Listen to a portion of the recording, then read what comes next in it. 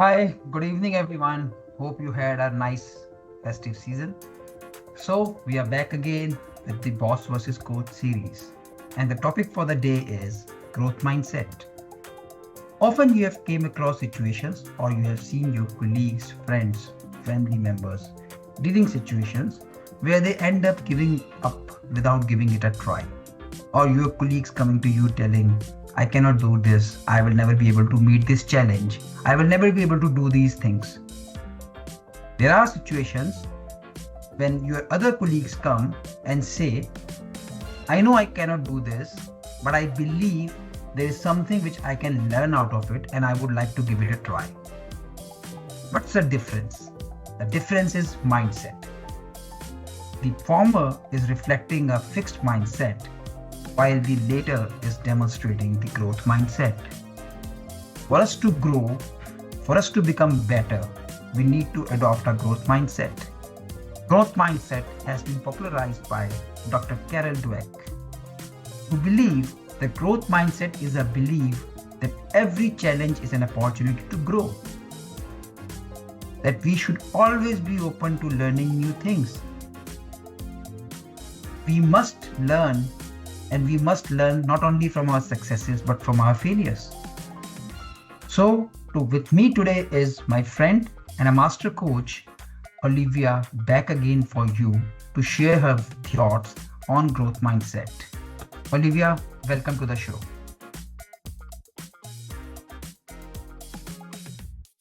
Olivia, you are, I think, on mute. Hi Mohit, great to see you again, and great to be talking about the boss versus coach and the growth versus fixed mindsets. Thank you. Yeah. So, Olivia, thanks for becoming a part of this mindset change, which is boss versus coach. Thanks for becoming, sparing your time and be on the show. So what is your take on growth mindset, Olivia? Well, it's pretty fundamental stuff. You know, in the past there was a belief that the way that we are is fixed. So we are a good person, a bad parent, a thoughtful person, whatever attributes that we have are kind of fixed, and we won't change. And you'll often hear people say, oh, that's just who I am. And Carol Dweck, with the idea of the growth mindset, just threw that up in the air.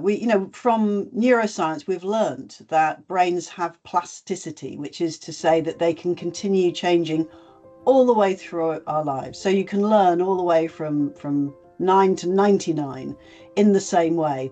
And, unlearning things is tricky, and learning new ways of being can be a challenge. And it is entirely possible. And it's the great thing about humans is our ability to change, to adapt, and to learn as we go. So I think it's really important as a leader to learn how to embrace that for yourself and also for your team, knowing that someone who comes with a certain set of behaviors or skills or attributes, they can learn and change, and they will learn and change even if they don't try to. But we can harness that ability so that we intentionally change the way that we are, the way that we choose to turn up, so that it's a better result for ourselves and the people around us. No, absolutely, Olivia. In fact, if you see my tagline on my status on WhatsApp says, never stop learning because life never stops teaching. So every lesson, every event in the life which you feel is a challenge is better an opportunity. It's all about your mindset, whether you look at it from a problem perspective or if you look at it from a solutioning point of view. And that's everything which circumvents the concept of growth mindset. And I think it's all about changing the mindset, developing the right ecosystem, the culture where people should think of bringing in challenges, taking new learnings, take the challenges and opportunity, and then share their experiences and see how they can do better next time. So, Olivia, if I ask you anything which you have ever witnessed, since you have been doing coaching for decades and you have really got into the depth of this subject matter. So anything which you'd like to share as part of your experience, or any particular situation wherein you found growth mindset doing a notable achievement for you? Well, there's a couple of things. One, actually, I saw quoted on social media in the last week or so, which was the Navy SEALs from the US. They absolutely believe in this stuff, and they have a way of dealing with adversity. So they look each other in the eye and they say, full benefit. And what they mean by that is there is always an opportunity to learn. So if you come across something which you're not expecting, you have a choice. You can either think, oh, we don't know what to do, or you can just lean in and say full benefit. I've got this as an opportunity to learn, to grow, to think differently, to evolve. And so taking that as your opportunity changes everything about what happens next. Very true, very true. And I've seen it throughout my working life, and certainly as a coach, where people can sort of come along to a situation and just feel, well, I've failed. I don't know how to move forward with this. And one of the things that we speak about in neuro-linguistic programming, NLP, is there is no failure, only feedback. And sometimes when people first hear that, they go, well, yeah, no, but there is failure. But it's a mindset. So if you think of someone like Edison inventing the light bulb, they say he tried 1,000 times. And you could say, well, he failed 1,000 times, but actually he learnt 1,000 times how not to make a light bulb, but also how to do other things. So other inventions come out of trying things and intentionally taking the feedback of that situation. What didn't work specifically? What was actually quite good? And always using it as a point to learn. And, I've worked with so many people over the years who can see a situation as a black cloud and come to a halt. And working with them, and you might think, well, how do I just change into having a growth mindset? But working with them to see that there is always a learning to be had. There is always something that you can take out of the situation. And I'd say that's the first step to changing this mindset, is noticing, do I just come to a halt when something's difficult? What if I chose not to? What if I looked for the small things that did go well? The things that didn't go well, what specifically failed in my view? But actually, what can I learn from that, and what can I do differently next time? And for most people, it becomes quite self-fulfilling. Once they decide that they could change, once they decide that they can take a different path, then it follows very naturally that they do. Agreed.